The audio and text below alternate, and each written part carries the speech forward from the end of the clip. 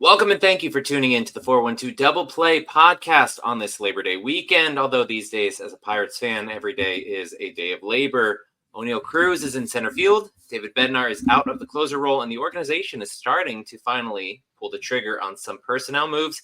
Talking about that and more this week, but I am, as always, your host, Michael Castrogano. Joining me this week, co-host and double play partner, my friend who I met at Pirates Fest this past January, Neal. Is it Kokiko? You got Kokiko. it. Kokiko. Okay, perfect. All right, Neal, thanks for jumping on with me. How are you doing, baseball fandom notwithstanding, for the Pirates? I mean, it's hard, but you know what? They're still my team at the end of the day, and it's been a rough month, last month. So I'm glad to be on, and I look forward to the show today. It's definitely been one of the more frustrating months, specifically in this rebuild. We're actually going to start talking with the big news this week because, as I mentioned, Pirates made a move. They dismissed Director of International Scouting Junior Vizcaino, as well as the Senior Advisor of Latin American Operations, Luis Silverio. Now, they took over the role a number of years ago from Rene Gallo, who had the whole issue with Miguel Sano and the Hokahay stuff, I think, went on under him. And we're not exactly at a point where we're going to see the fruit come to bear from all of Vizcaino's signings, the influence of Silverio, but it at least shows a willingness from the front office that they're going to cut bait when they feel like they're not getting a lot from a specific area. Because they've had a lot of money invested in international scouting, specifically in the Latin American region, and they haven't had many notable prospects come through successfully. Luis Ortiz was one of them, and he was a signing for Junior, but there's not a lot more. Does these moves at this point in the season move the needle for you, or opinion of the team going forward and whether or not they will make some personnel changes? Well, I can say one thing. Thinking about this, I think the one thing with the Pirates is, and this is going to tie into all of our topics today, I don't want them to be reactionary, but they take too long to make a move that probably should have happened a while ago. Like, I'm surprised they held on to this guy for as long as they did, because I think he was appointed during the Neil Huntington regime. So this is like even after Bob Nutting cleaned house, and then in comes Ben Cherington, and then we start a rebuild. That maybe if they really see that these guys aren't moving up as quick as they did, because I think you wrote a piece on Steel City Pirates that some of these guys are like Rule 5 eligible here this offseason, right? Well, if they're not moving up as quick as they did, they should have. Go ahead. Oh, I appreciate you pointing that out. Yes, I did write about this on Steel City Pirates. If you guys haven't checked that out already, definitely go look into that. He came into the role in 2017, and a number of the signings over those first couple of years, again, because international markets and the way that it develops is very different from in the regular draft, the Rule 4 draft. You just go and you're like scouting these players, but you can't have contract negotiation. Like, there wasn't discussions with Paul Skeens a year before we drafted him. There wasn't discussions with Henry Davis, months and months before we drafted him. We're talking about like these kids, scouts are going and talking to them when they're 14, 15 years old and signing them when they're 17. Yeah. But they built up all that time. And again, there were some notable prospects who were brought in. Ji-Hwan Bae was in that first signing window, kind of because he fell out from the Braves and that whole scandal. I heard about that, stuff. But Luis Peralta, who was traded for Jalen Beeks and recently made his debut with the Rockies, younger brother of Freddie Peralta of the Brewers. I saw that. He was struggling in this organization, really had some trouble with control, kind of moved to relief. Seems like he's doing okay with the Rockies, but who knows how that goes. Yeah, again, there are a number of international prospects who I think are interesting. Tony Blanco Jr., Yordani de los Santos, Shaylin Polanco. And this is specifically about the Latin American prospects, not speaking to Junsuk Shim, who's no longer with the organization, or Shang-Chi Chang, who is still one of their top prospects, despite his struggles in the upper He's an levels. Altoona, right? Yeah. He's in Altoona, yeah. He hasn't managed to put things together. He's been there all season, but it's definitely going to be interesting. But going back to your point about not wanting them to be reactive and wanting them to be proactive, I mentioned in the intro, David Bednar has been taken out of the closer role. Kind of feels like that's very reactive. I've heard that this was something that had been discussed internally, and maybe they made the move far later than they should have, thinking that Bednar was going to figure things out.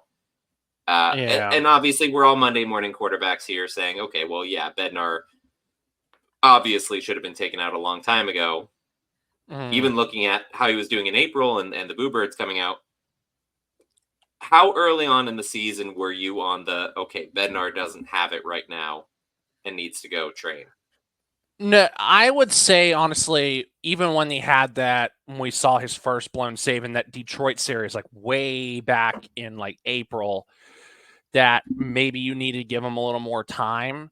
But as the season had went on, even when he was in that stretch where he was like 19 for 19 in save opportunities, he was still giving up runs. I mean, and like one of them I remember off the top of my head, first series out of the All-Star break, it was the second game of the series against the Phillies at home, 4-0 going into the top of the ninth. Instead of just 1, 2, 3, game over 4-0, he gives up a bomb to Bryce Harper. And we still won the game 4-1, but it's like you still gave up a run. And then once you got to, the San Diego series, he gives up he throws a meatball right at the heart of the plate to Jackson Merrill. And Jackson Merrill just does exactly what he was supposed to do. He takes the yard on it. Well, then we go less than 24 hours, like 18 hours later, that last game of the series, I'm like, oh no, here we go again. And he puts Bednar in, same thing. And I was like, all right, this should have been done after that San Diego series. That answers the question. Yep. 3 blown saves in August, 4 losses. He pitched 10.2 innings and had a 10.97 ERA with only 4 successful saves. But he pretty much comes in always in a save opportunity or near it. And gave up runs in about half of his appearances, including the 5 runs that he gave up against the Cubs last week. Yes. Which we'll talk about that in a second, but obviously something of concern. So, well, let's go ahead and get into some of the stuff from last week. I'm going to start with the transactions because go ahead. We obviously had a number of them. Monday, Joey Bart moved to the injured list with hamstring injury, a strain, I believe. Henry Davis recalled from Indy. Jake Woodford was DFA'd with Nick Gonzalez activated from the IL as well. Tuesday, they DFA'd Brady Feigl, option G1 Bay, to Indy, while activated Carmen Majinski and Jared Jones from the IL. Friday, Ben Heller placed on the 15-day injured list with right shoulder inflammation, while Andrew McCutchen reinstated from the IL. And then today, rosters expand. Pirates reactivated both Colin Holderman and Ryan Barucki from the injured list. We also had Dalton Jeffries. He started a rehab assignment earlier this week, or on Thursday or Friday.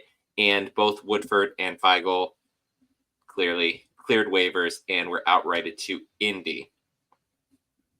Barucki pitched in the game today. We didn't see Holderman yet. He also had a really rough stretch in August, and really since the end of the All-Star break. Before the All-Star game, a lot of Pirates fans were clamoring, saying Holderman should be heading to Arlington along with Skeens, along with Reynolds.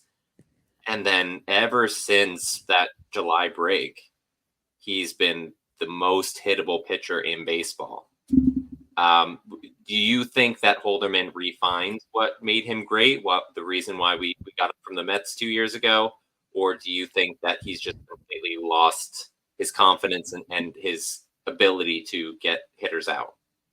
I think it's a mix of a few things. I think Holderman, he's got the stuff. He's a very talented pitcher. I would never just be so quick to give up on him and write him off. But we saw this last year when, maybe there was something that was bugging him, like his wrist, because of how, he just like Skeens and just like a lot of these pitchers, he hits 100 and he throws it so hard to where his wrist is bothering him. My theory, and I don't know, that's why I say this is a theory, maybe it's bugging him and he's trying to battle through it rather than to say, hey, my wrist is bothering me. I don't want it to impact my ability to pitch. Sure. So maybe I need to go on the IL until I get it right, so that way I can be effective. That's just a theory, what I think. But we saw this similar to last year. Then he would start to get it together, but then the moment someone was bugging him, because I knew that's probably what it was since we saw this last year. He needs to be, all right, communicate with me. If you're hurt, I need to know. But that's just me. That's what my theory.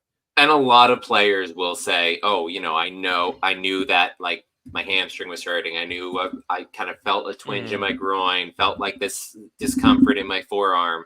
But beginning of August, we were in the playoff hunt. End of August, we're very much not.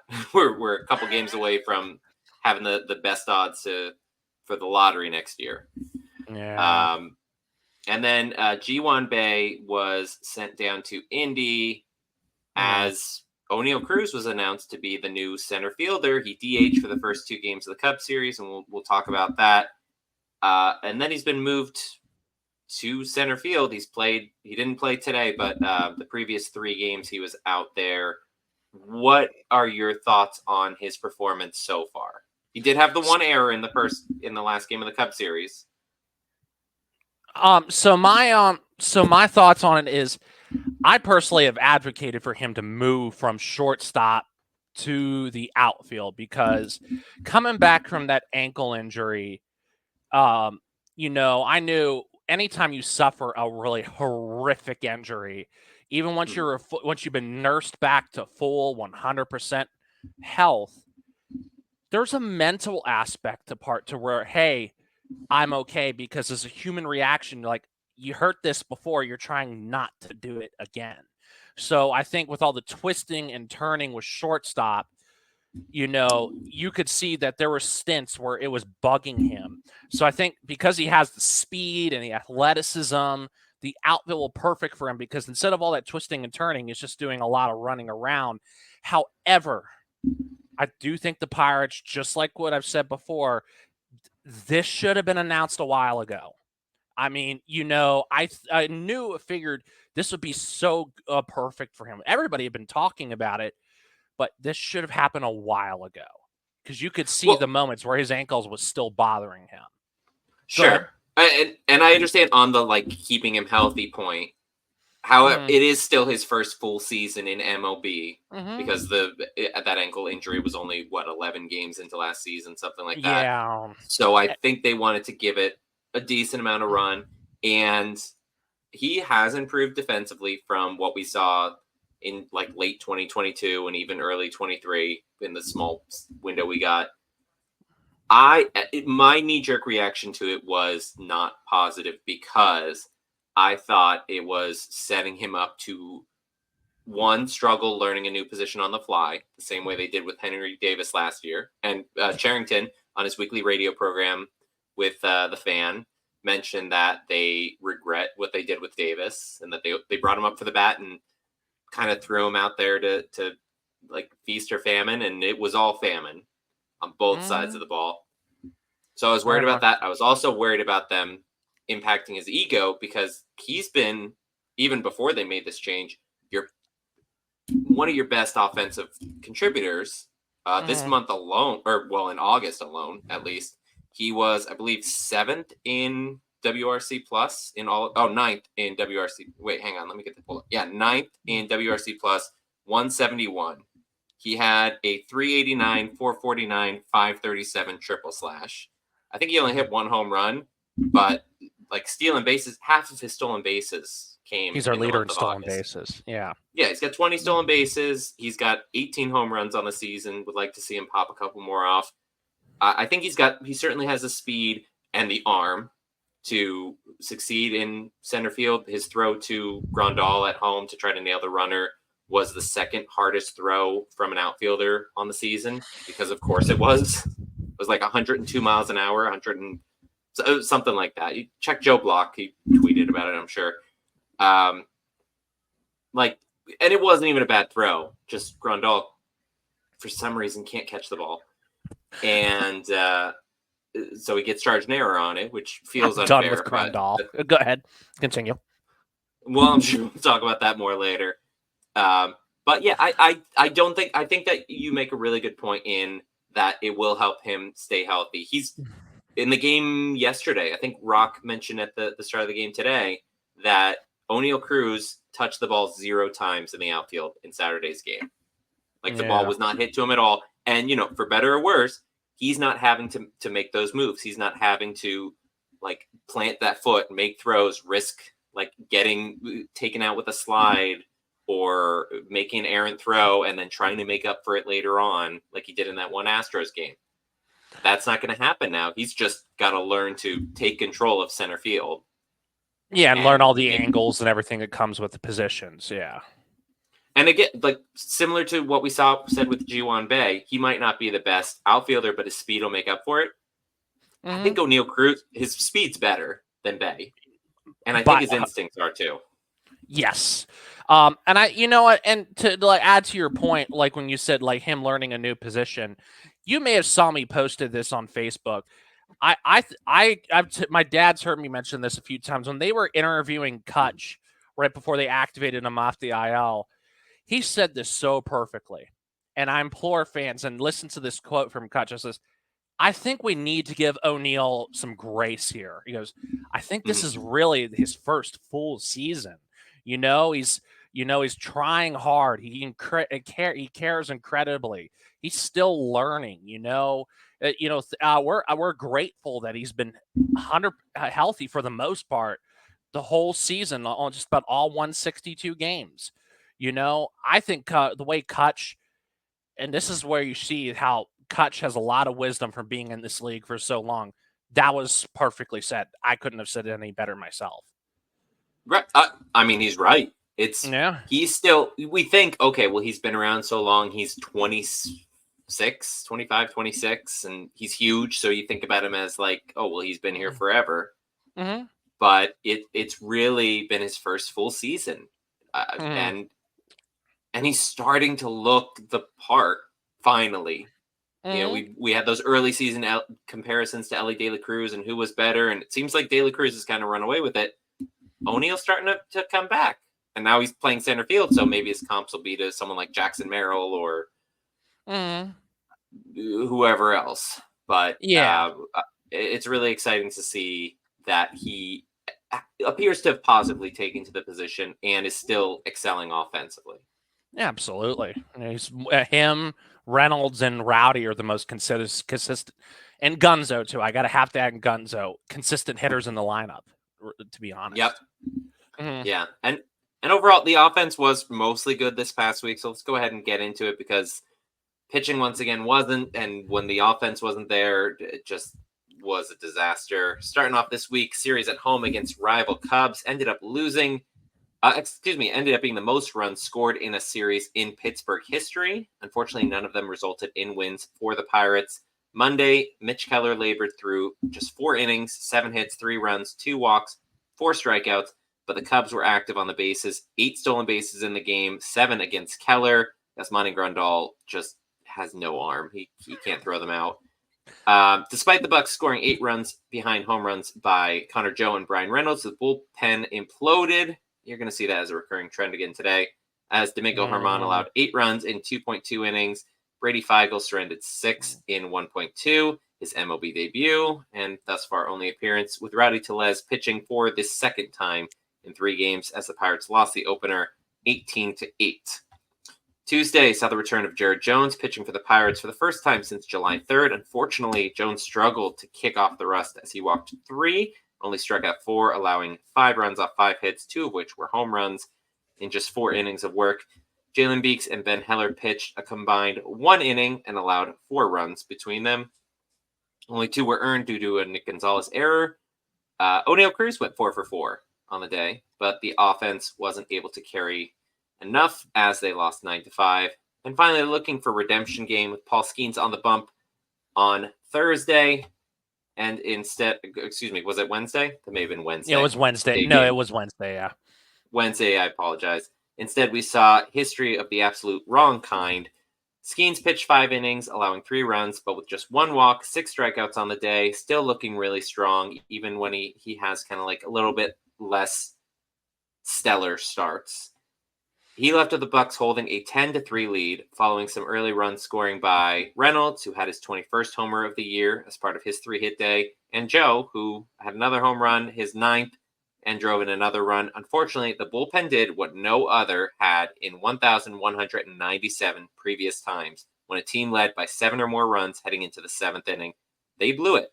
Kyle Nicholas, he pitched a clean 6th before running into trouble in the 7th, allowing a 2-run home run. Aroldis Chapman took over, got the final 2 outs, and then came back for the 8th.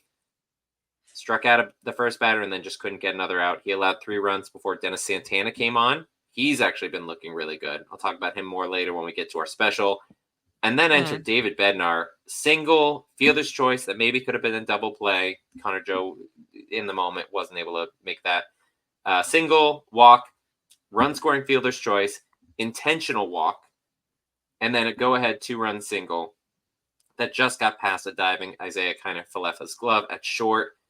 Beeks came on. He continued to allow runs. The bleeding just wouldn't stop as the Bucks allowed 11 total unanswered runs, somehow losing 14-10 in the game. And I'm going to go on to the Cleveland series in a second, but I kind of just want to let that series stew because the Cubs, and granted, the Cubs were on a really hot streak. They're still on a hot streak. I think they just beat the Nationals. Series. Yeah, they just beat the Nationals like 14-1 today. Jeez. Okay, so they swept their series in against Washington. And the Nationals are not a bad team. They're very upstart. They've got a lot of like fun prospects with Dylan Cruz and CJ Abrams. Right, Wood is up now. I forgot about that. Yeah. But the Cubs are really good. That said, this team played really badly against them. What I don't even know what to ask about it, but like, did you have any moment in the Cubs series where you were like, fandom over? I'm going to go to, I know you live in Maryland, Orioles or Phillies, which I feel like is maybe easier. You know what? I mean, you hear me sometimes will say that, but I'm like, they're all just like, they are my team at the end of the day, but it was going to it was getting a little ridiculous. Like the bullpen should have held and it hasn't. In fact, you and I can discuss this. We all thought the bullpen was going to be a strength for them this season. Yep. It's not. I mean, it's had some for the special. It had some stints where it looked good. Most of the year it's not been. And you can clearly see because I think we have like 24 blown saves this year, maybe 25, 26 or something like that.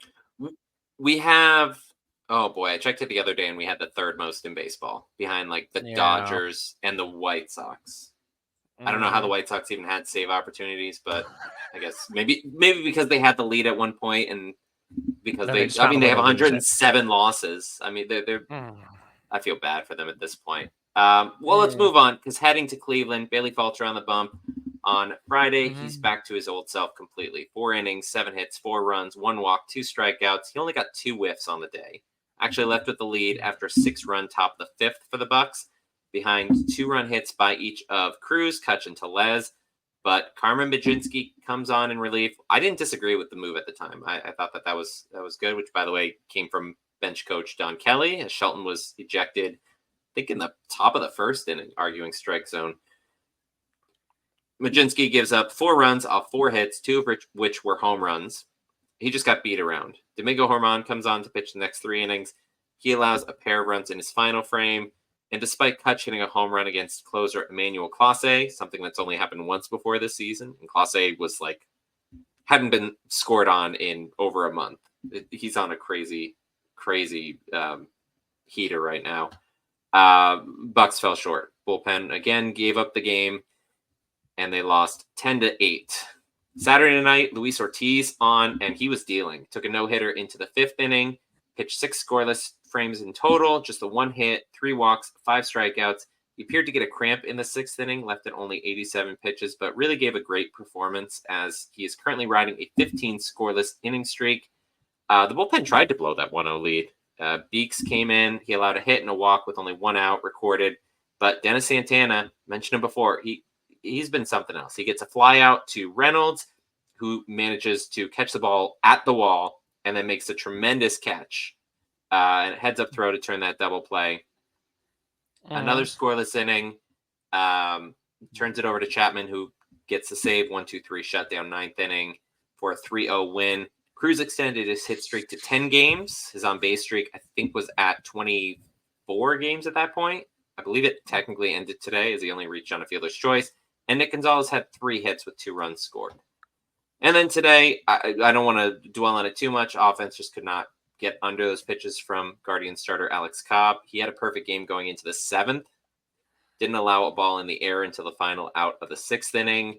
Meanwhile, Mitch Keller, he allowed 4 runs, 3 earned off 11 hits through 5.1 innings, including a pair of home runs, as the Pirates managed just 2 hits in total in a very one-sided 6-1 Guardians win.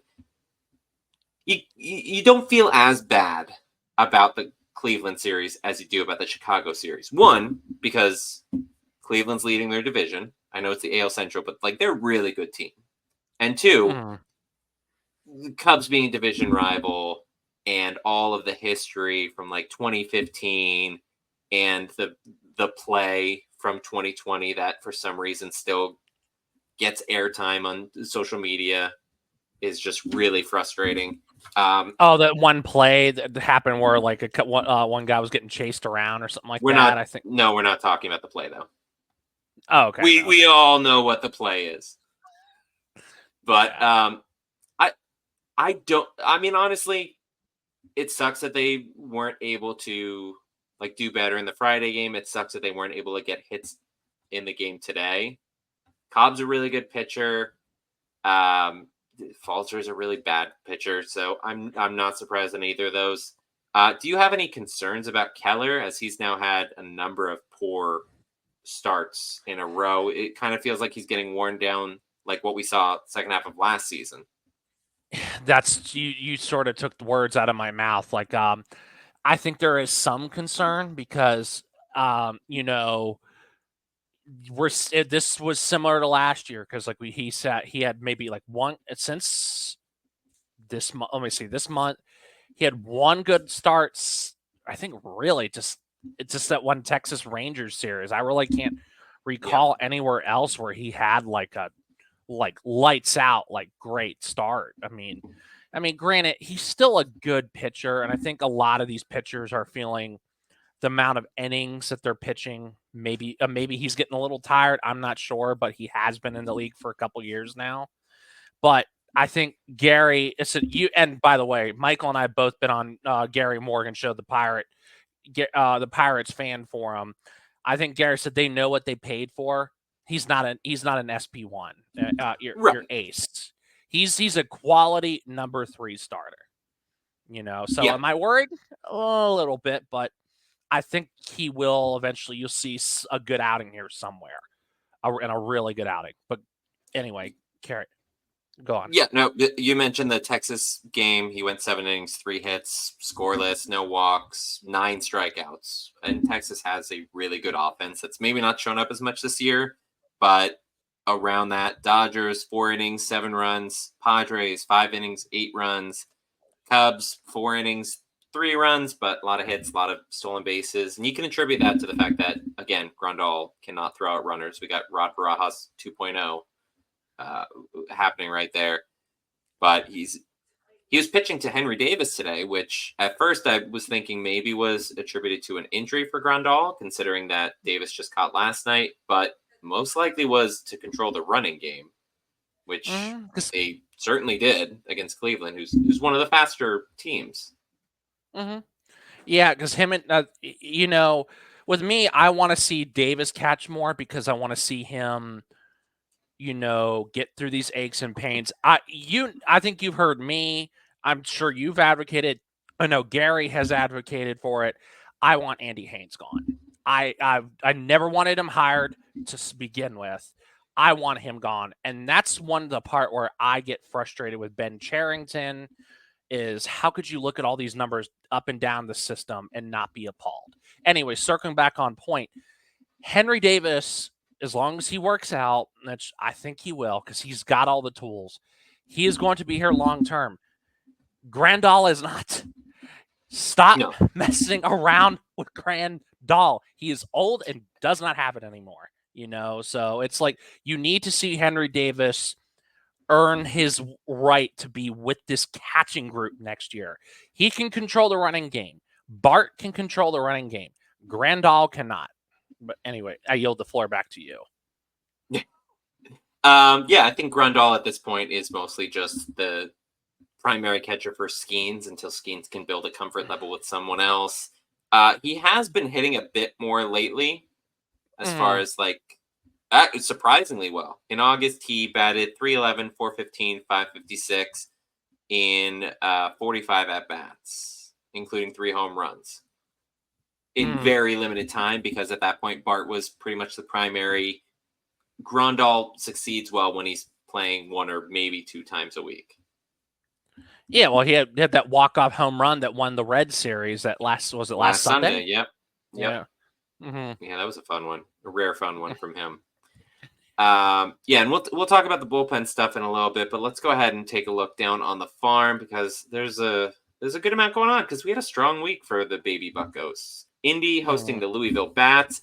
Indians took 6 of 7 in the longer than average week against the Reds' top affiliate. Matt Gorski and Liover Peguero led the offense, each hitting 2 home runs and driving in 6 runs apiece. While on the pitching side, another strong start from Bubba Chandler.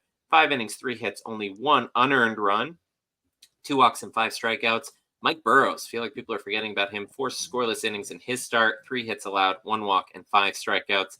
Indy surges to a 65-64 record, finally over 500 for the first time, I think, since opening week of the season. Altoona hosting the New Hampshire Fisher Cats. Altoona swept all 6 games against the Fisher Cats with Yoiner Fajardo batting .417, 2 stolen bases and 2 walks, while Anthony Solomito posted his best outing of the season. He's had some struggles this year. He went 6 scoreless, 3 hits, 1 hit batter, 1 walk, and 6 strikeouts as the curve soared to a 55-71 record on the year. Greensboro at Rome Emperors. Hopper split the series 3-3 against the Braves' high A squad. PJ Hilson hit 2 home runs with a team best 1.110 OPS, while Carlson Reed pitched 6 no-hit innings, allowing a run off a hit batter, 2 walks, while striking out 6. Greensboro sits at 70-54 on the year. And finally, Bradenton hosting the Tampa Tarpons. The Marauders got blown out this week. They dropped 5 of 6 against the rival Tarpons, including an 18-4 flogging today. Yordani De Los Santos had a strong week at the plate and on the baselines. He batted .385 while going 4 for 4 on stolen base attempts. Mentioned him before. One of the international prospects that we've acquired who I still think has a high ceiling. Pitching side, Xander Meath, 5 innings of 1 hit ball in his start, allowing just an unearned run. He had a hit by pitch, 2 walks, and 3 strikeouts. Bradenton drops to a 52-74 record. Final note before we kind of talk briefly over this, Braxton Ashcraft, he returned from the IL the other day, pitched 1 inning, experienced forearm discomfort, returned to the IL, I think today or yesterday. He's already had Tommy John once, so you have to hope he can avoid going through it a second time, but forearm discomfort... If he's on an... Go ahead. Yeah, finish. Yeah. Oh, I was just going to say, is never something that you want to hear from a promising pitching prospect. No, but I was about to say, if he's on an innings limit, because I think Oviedo is going to have a similar, concern. If he's on an innings limit, don't push it with him. I mean, yeah, he's on the 40-man, but I think, like somebody mentioned, putting him on the 40-man was to protect him from being claimed off of Rule 5. That said, he's just coming back from Tommy John surgery. That is a it takes time to heal. I mean, for a lot of these pitchers, if he's not reaching a certain amount of innings, don't push it. Just wait until next year and until he starts to feel more normal and more like his old self again, which will likely take time. Yeah, and the hope is that this isn't Mm. where they need a revision or potentially an entirely new Tommy John surgery, which has happened, and some pitchers do recover from that, but it would be a real uphill battle for him to have it happen twice before even debuting in the majors. So we'll keep tabs on that, and hopefully we'll have good news at some point. His stuff, I mean, you see it in like spring training. It is really filthy. Like I think I boosted him up to, I think I had him at like 4th or 5th when I did my prospect rankings this spring. He's just got some really fun stuff when he's on, and he was someone who I was saying, oh, we can maybe add him to the bullpen, limit his innings that way, because like he probably could be a number 3 in a rotation or better. Like that's probably his floor, and we can say that for a number of guys. Thomas Harrington, Bubba Chandler's is at least a 2 in my opinion, because he's been so crazy good.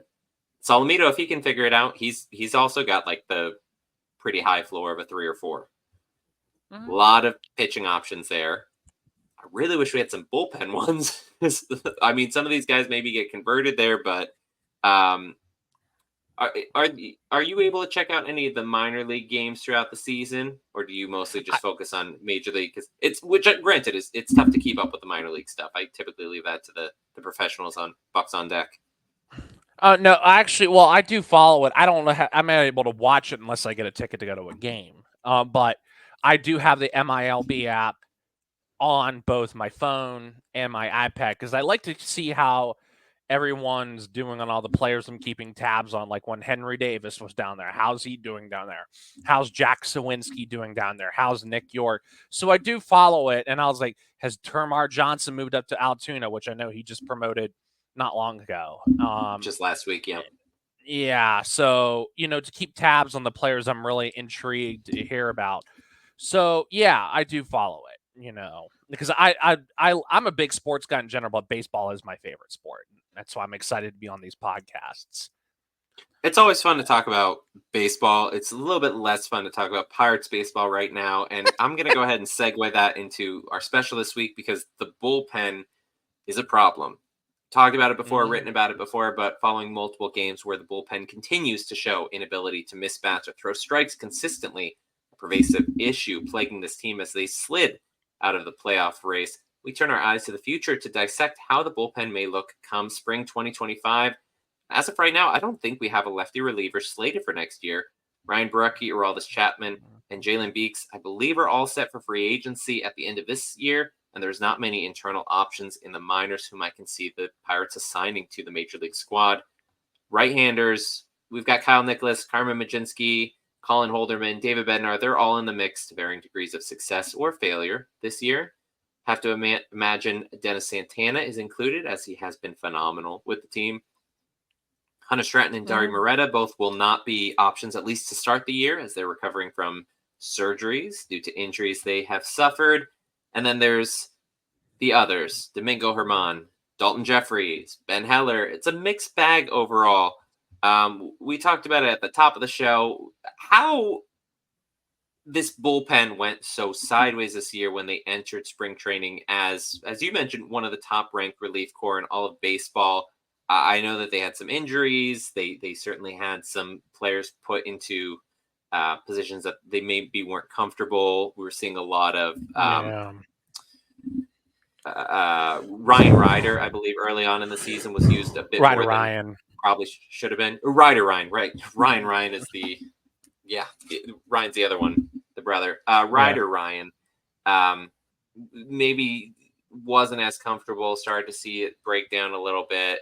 Hunter Stratton was the same way, but your thoughts on like what specifically was the reason why things went wrong so early and so badly for this bullpen? I think a lot of it was because I had talked about it. I think I've heard you maybe talk about it too, even before the season started. Gary Ethan, they've all talked about it. We've all mentioned it. We all thought of it. And when obviously losing, I didn't think losing Moretta to Tommy John surgery back in spring training was going to really hurt. I mean, I underestimated that. I really didn't think I underestimated that severely. And then you also had Brian Barucki. First series of this season, he got hurt. They had that tricep inflammation. And Yep. who else? And then Majinski's been off on and off the IL. He Yep. goes on the IL to start the season because what was it? Oh no, it was forearm discomfort. I thought it was that flu bug that went around the house in Bradenton. That was Holderman. Holderman started the year a bit late Yeah. because he lost 10 pounds in like a week. Yeah. But then Majinski's been on, and then he goes back, shoulder discomfort. He gave up 4 runs on what was it? Yeah, Saturday or no, Friday, and Yeah, it was a Friday so game. and it's been like guys haven't been able to stay healthy. Bednar gets that lat strain in spring training, and then he misses what was it, more than 4/5, almost, or 9/10 of spring training, where he only got like 2 innings of reps on the mound down there in Bradenton. And then you see the same with like all these Scott Boras clients, where Jordan Montgomery was, not having a good year because he didn't get signed so late. Spring training is so important for these players. That is the opportunity to get warmed up and loose for the regular season. And Bednar seeing the consequences of missing so much of spring ball. So I think that's one of the things. Now, how can we fix it? That's something maybe, I don't know if you have that on the agenda to discuss. I mean, I think they're going to need to look into free agency, maybe trades. But you mentioned earlier about how guys like Colin Holderman saying, oh, maybe it was a wrist and he didn't want to tell them. Bednar, I think, was the same thing. He was having some discomfort early on in the season, didn't want to go on the IL, wanted to push through, wanted to stay the closer. And then the results kind of panned out the way they did. And it's like, well, you probably should have gone on the IL for a little bit, buddy. Because it's a professional level. You have to perform. Otherwise, you get DFA'd or sent down, Yeah. Now, and I might be in the minority here, but I am not a fan of relievers who are not quote unquote long man out of the pen. So Domingo Germán, I guess he's technically the long man. Luis Ortiz was previously. I don't like the non-long man out of the pen pitching, not necessarily multiple innings, but in multiple frames. For instance, Barucki today, 1 pitch, 2 outs in the 6th, comes back out for the 7th. First pitch, or second pitch really, line drive back to him, home run on the next batter, and then walks the following batter. Previous games this week, similar situation. Happened with Nicholas, happened with Chapman, happened, I don't think it happened with Majinski, but it is something where you're starting to see a bit of a pattern here where they finish off a frame, sometimes quickly, and they're retained for the following inning only to fall apart immediately. And this was kind of an issue, obviously, in that big game at the end of the Cubs series. I would argue that maybe they shouldn't be expected to go another inning, that maybe they go out there, they get the out, they put it all out on the line, thinking this is my appearance. And then they go and they sit and they cool down and they're like, my day is done. Not expecting to go back out, because that's not, Chapman, he goes, he gets 3 outs in the 8th inning, he's done. Goes 3 outs in the 9th inning, he's done. He doesn't come back out after the 8th to pitch more in the 9th. Nicholas, I know he's kind of done multiple innings, but they get the adrenaline pumping. They're not always suited to sit and try to get back in that headspace the same way. Starters are expected to. What are your thoughts on relievers going and pitching in multiple frames and having like the up, down, up of a starter kind of role? Well, if some of them have starter experience, like Majinski has starter experience, but I think that's to your point, and I think you're asking certain relievers that are just not suited and don't thrive in going more than just 1 inning. Like before Hunter Stratton got hurt, Gary touched on it. I've mentioned it before. Anytime you've asked Hunter Stratton to go out more than 1 inning, he just gets punched in the mouth every single time. With somebody Yep. like Hunter Stratton, ask him, all right, go out there, get 3 outs, you're done. And then with somebody like him. That said, I get what Derek Shelton's trying to doing. He's asking the guys who are not designed to do it to do it. And I know you're trying to not exhaust your whole bullpen, so that way you have guys that are available tomorrow. But you're asking the guys that are not designed to do it to do it. If that makes any sense.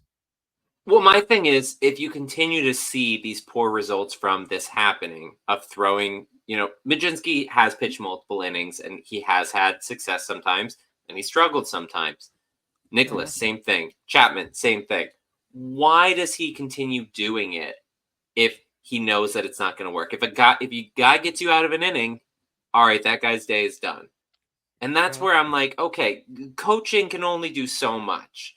And some of my fellow podcasters may disagree with me as far as the impact that Shelton has and whether or not these guys should be able to just go out there and make their pitches.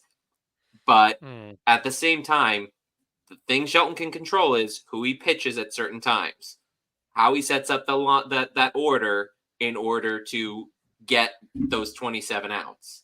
And if you're not using the optimal situations there, which going back to the Bednar situation, he probably should have been out of the closer role a long time ago. They've said, analytics, we're gonna utilize guys differently, and they were potentially flip-flopping Holderman and Chapman between the 7th and 8th at times. It was never like that, though. Holderman was 7, Chapman was 8, Bednar was 9 for the majority of the season when those guys were healthy. And it seemed like a great idea. Well, Chapman wasn't in the mix last year. Yeah. No.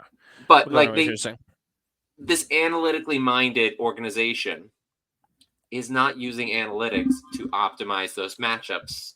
When you'd say, okay, we've got 2 lefties coming up in the 7th inning. Let's throw Chapman in there. Oh, it looks like in the 9th inning, it seems like it's going to be a bunch of righties. Okay, that's when. But like, if the roles are reversed, then okay, maybe Bednar pitches the 8th if the matchups are better there. If you say, okay, we've got 3 guys coming up who are really tough at, like, really bad at hitting high heat, and that's really the only thing Bednar can throw now, and not always effectively. His command on a lot of his other off-speed stuff hasn't hit the zone at all. He just looks like he's just got the fastball right now. Nothing else was hitting. The curve was just completely falling off. And that's basically what he's become. So if they're able to sit on the fastball, they're going to hit the fastball because they're professional hitters. And Bednar had a clean inning today, so to his credit, 1, 2, 3 with his appearance in, nothing outing, no pressure. So maybe he can build back to that. I mean, I think he can. I really like a lot of things talent about him. Yeah, and him being like a hometown boy, he really wants to get back to that. And maybe take the off season, get rested, get back at it at spring training, get a full spring training, and try to stay healthy for it. I do think though. Go ahead. Oh, go ahead. You were going to say something? No. I was going to end it. So go ahead with your final thoughts on the bullpen. I kind of wonder if one thing. I mean, obviously, I think there's got to be some consequences for the way. I mean, I had them winning 83 games. I think they easily should have hit it. But going into the bullpen, because I wonder if like Chandler and Thomas Harrington are crushing it down in AAA, that there's really not a whole lot more for them to learn. Well, when we call them up, there's going to be held at innings limits that we have to worry about with Skeens, and with Paul Skeens, and we have to worry about Jared Jones. Do you think that maybe we can pitch them in the pen to start getting them acclimated to making that jump to facing major league hitters? I mean, what is your thoughts on that? I don't think they're going to have real innings limits for either Harrington or Chandler. Neither of them have been limited in the minors due to injury, and that's the main reason why Ashcraft was somewhat limited this season. Skeens, professionally, he only had 6.2 innings coming into this year.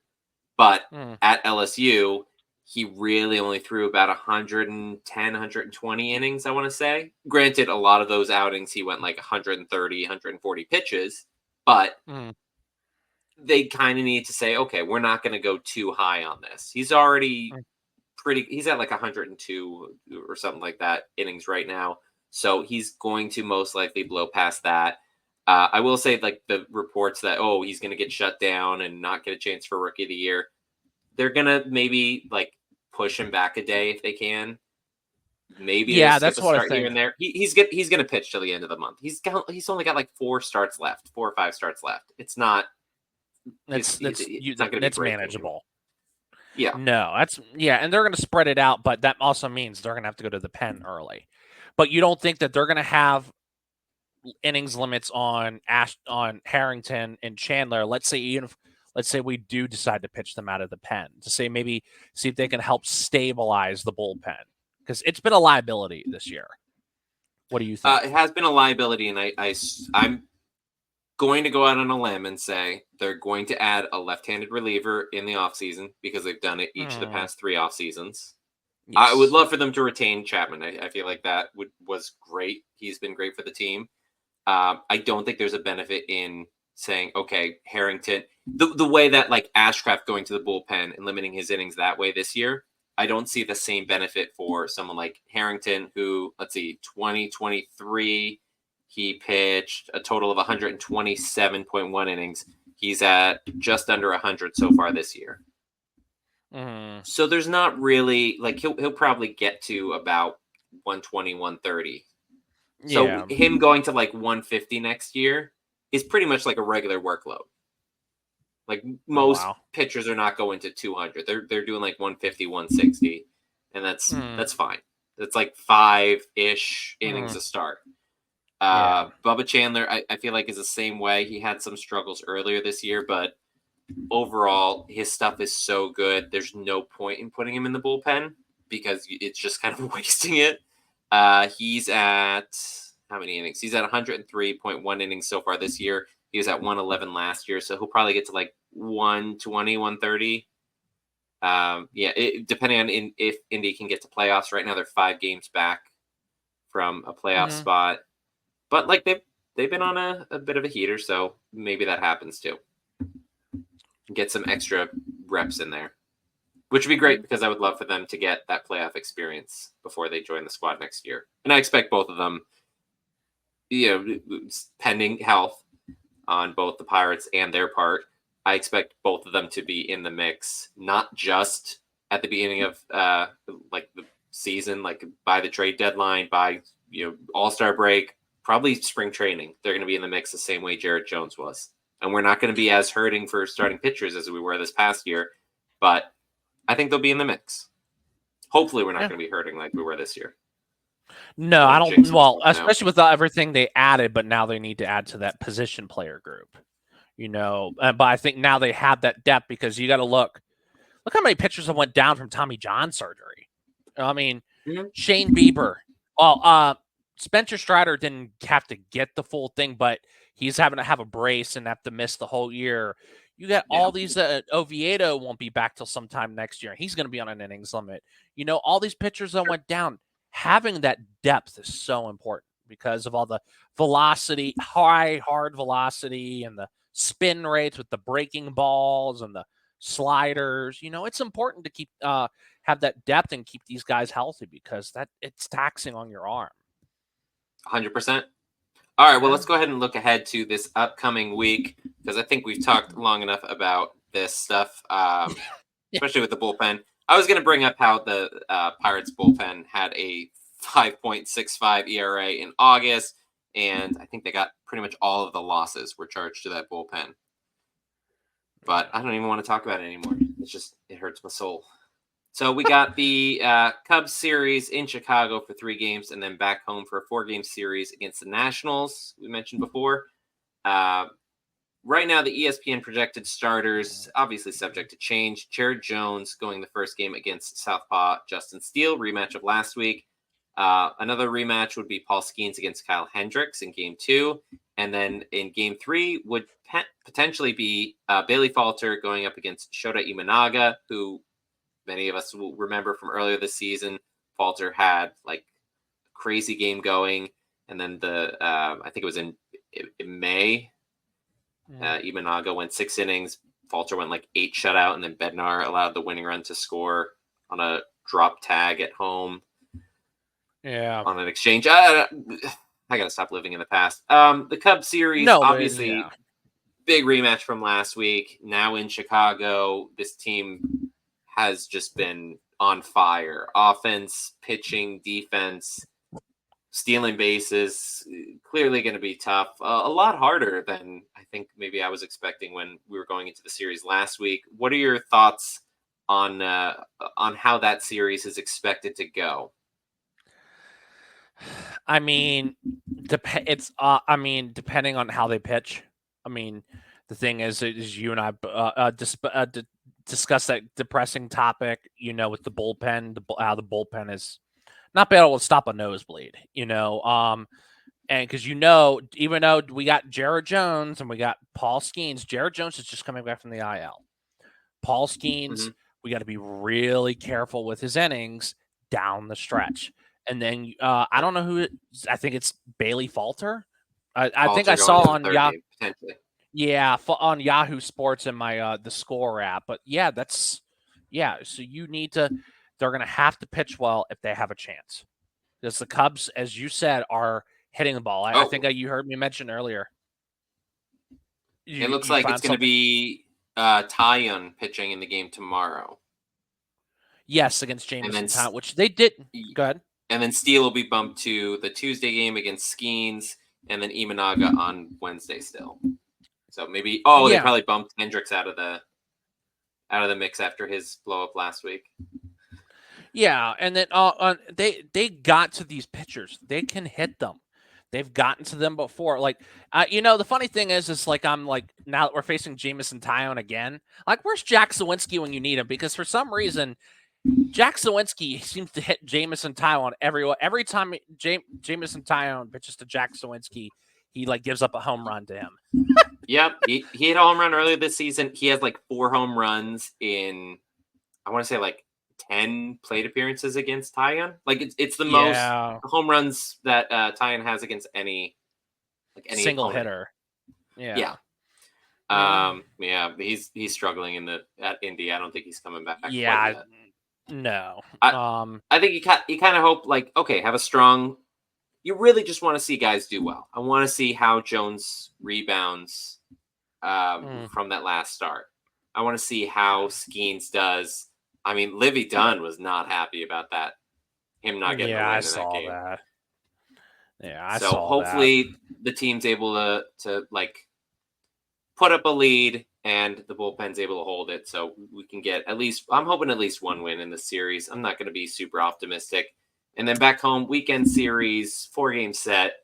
Right now, and I'm going to have to go and check to confirm because when I looked before, it was Jake Irvin going against Luis Ortiz. I don't have any updates on MLB website. DJ Hertz, a southpaw, going against Mitch Keller. Mitchell Parker, another lefty, going against Jared Jones. And then Patrick Corbin, finally, a third lefty in that series, going against Skeens on Sunday. Again, it's possible that they push out Skeens' start because they want to get him an extra day of rest, but I'm hoping that he's there. I'm planning on coming in for this weekend series, hoping to catch Saturday and Sunday.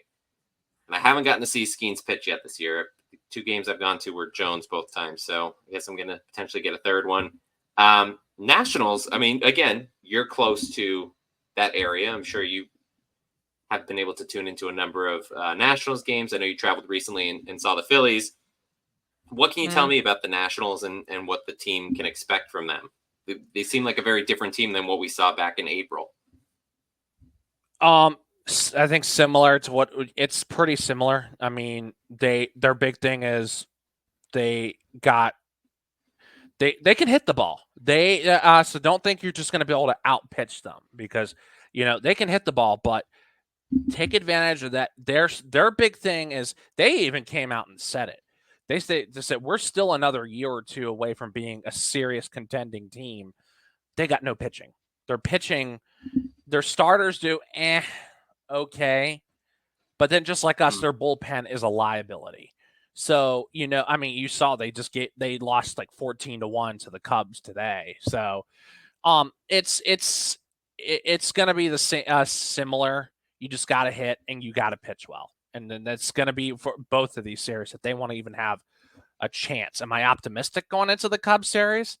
I'm hoping they can maybe take one, but I don't think they're going to take two or all three the way they're playing right now. Do you feel more optimistic going into the National Series, given Yes. all four of those starters, all four of those projected starters, I'll say, to go ahead and put that out there, have an ERA at 4.8 or above. Patrick Corbin's at 5.50. Pretty rough contract for the Nationals, but I think it's off the books after this year. So they're all potentially beatable. It's just a matter of whether or not the bats show up to do it. Yes, because the Nationals can hit the ball, so don't think you're just going to just outpitch them. Yeah, like you could with Seattle. I mean, we've got some good starters going in that series. Ortiz, again, 15 innings, score the streak. Keller hopefully can rebound, and then Skeens and Jones, obviously.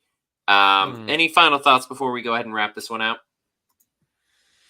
No, I mean, look, I know right now it's hard to be a Pirates fan, but I think ultimately they got some good pieces. It's just finally being able to string it together. I mean, I haven't even wanted to turn them on lately, to be honest. I've been just kind of watching what's been going on my phone, and that's it. But then, there's going to have to be some consequences for all these losing streaks because I had full confidence that they were very capable of hitting 82, 83, or 84 wins. With this pitching staff, I mean, it's a depressing note to end on, but there has to be a price tag to pay for everything that's happened. Like, imagine a car just flying high down the road, and then the wheels just come off. They fall off the bridge and fall into a river. That's basically what's happened. That was the narrative of this season. The Pirates are a lemon. Yeah. Do you think, and this will be the final note before we go ahead and kick it to the outro, do you think that Shelton is retained for 2025? I can't say for certain, but I think there's going to have to be someone that pays a price tag. I mean, whether it's him, and if it is him, it can't just be him because the manager can reinforce all the stuff like the fundamentals, but the players have to ultimately feel the instruction and go out there and execute. So if it is him, I think it should not just be him, but I can't say for certain. So I think there's going to be someone can't just be go, oh, we'll get him next year. There has to be a price tag for this. Oh, and you were at Pirates Fest with me. They had the expectations of contending for the division, and then August came, and it just. I mean, the trade deadline. We're not going to get into that. They definitely could have done a bit more, but yeah, I agree. I think that there's, depending on how this next couple weeks go, heads likely will roll at the end of the season. But that's going to wrap it up for this week's episode of the 412 Double Play Podcast. Thank you, Neal, for jumping on with me. You can find him on X at NC Kokiko. Follow me at 412 Double Play on the socials. Check out steelcity.com. All your news and updates about the Pirates from myself and fellow Pirates podcasters and writers. Link is always in the description. Follow the show on YouTube, Spotify, Apple Podcasts, wherever else podcasts are found. Thank you again for joining us this week. Hopefully, we've got a better week ahead for the Pirates, and let's go Bucks. Take it away, Sawyer. Thank you, everybody.